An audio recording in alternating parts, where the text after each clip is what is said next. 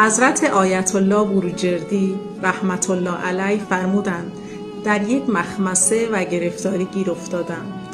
این مخمصه و گرفتاری حل نشدنی بود و به دست هیچ بشری باز نمیشد. فرمودند 7 سوره یاسین نظر 7 سادات موسوی کردند.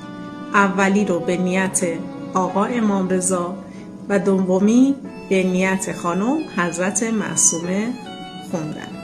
7 سادات موسوی رو در نظر بگیرید و برای این 7 نفر برای هر کدوم 1 سوره یاسین بخونید. چون فرمودند مشکلم با این دستور حل شد، مشکلی که با دست هیچ بشری حل نمیشد. اگه شما هم مشکل دارین این دستور رو انجام بدید و اون قلب سفید رو برای من قرمز کن و زیر پست برام بنویس یاسین.